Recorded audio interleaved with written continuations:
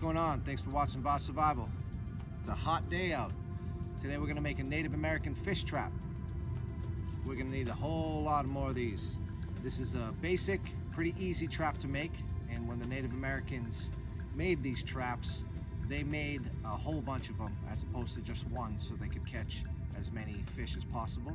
So let me go ahead and collect a whole bunch of different branches and sticks, and then I'll show you how to make it.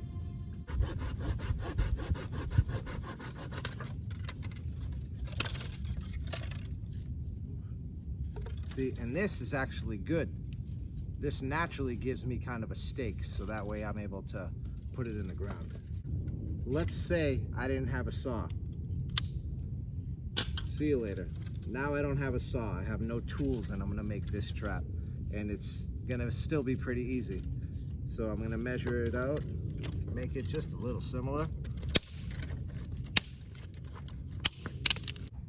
The rule of thumb is even when you think you have enough of the wood, you gotta get yourself more. Yeah, I kind of like that method. When I break it, I'm making sharp little pieces. So the Native Americans used this type of trap that we're building, as well as basket fish traps that we'll be doing in the near future.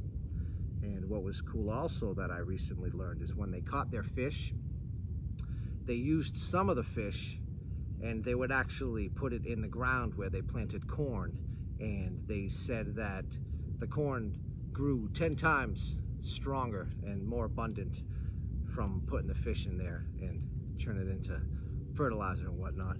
Just a random little side note. I got enough to get started, so let's go over to the water and get this trap going. This is a little tough. I'm gonna actually transport a rock over here so I can put my foot on it. Hey, Dee Dee. Perfect. Oh, there's a froggy.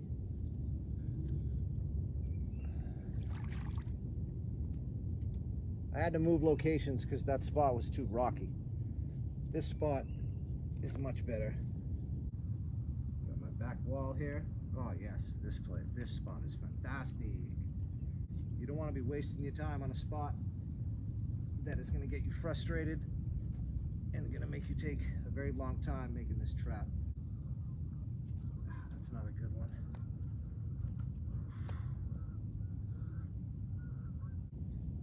Tell you what though, this is a perfect muddy spot.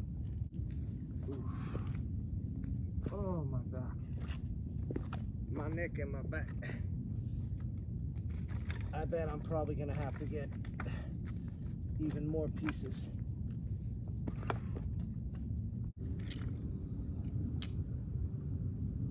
I naturally want to hurry because this is a little rough on my legs, but I can't do that.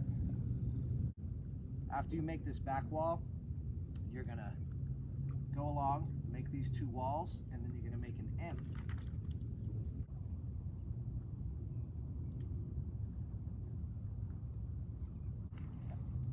You can see it start to take shape here.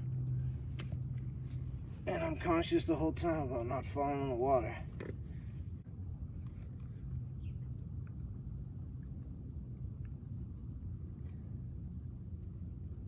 You'd want to try to get this maybe a little deeper,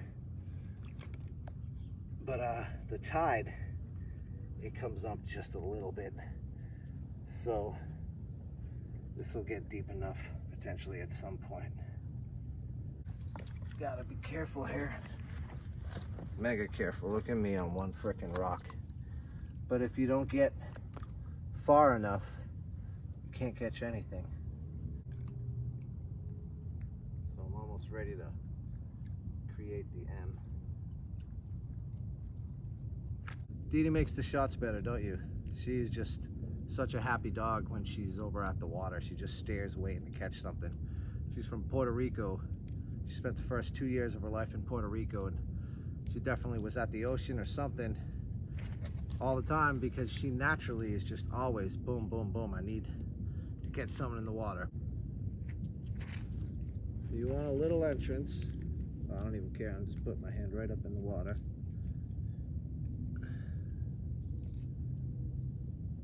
And you start bringing them in.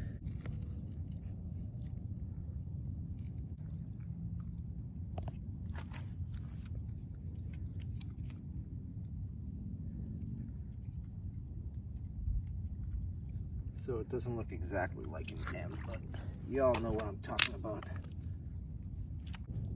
Now I'm almost done, but at the same time I'm not, because you want to make sure that there's no spaces and that everything is nice and sturdy in there. Good thing I got waterproof boots. Give them a little corner. They tend to kind of go toward the corners and hide. So I'm adjusting this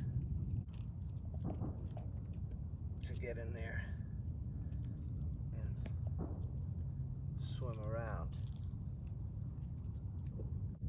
And this is the annoying part sometimes of a trap, is you'll spend time doing it and then you realize, I didn't really do it right, so let me adjust it.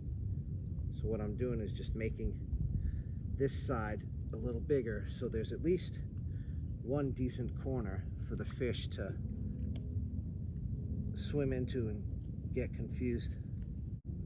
Just gonna put some finishing touches, grab a couple more pieces, seal it up, and we have a fish trap. Just want to make sure that there's no spots, so you want to almost triple check. And imagine being a fishy coming in here, panicking, and trying to get out. Oh, you hear the fishy? I heard the fishy. All right. Final thing I'm going to do is just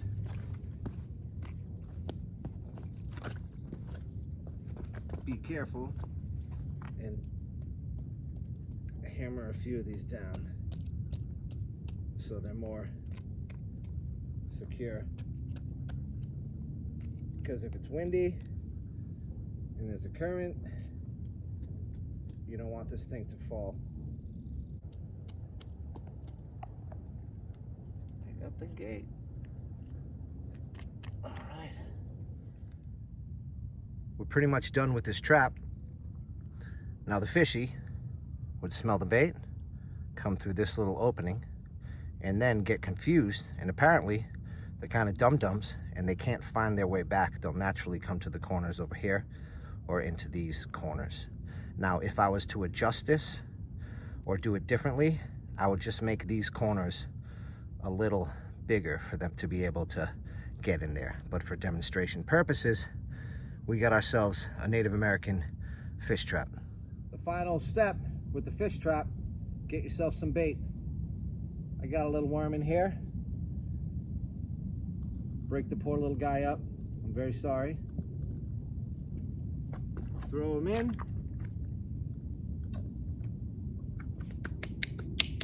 By the way, that was the mud right there. That wasn't me farting.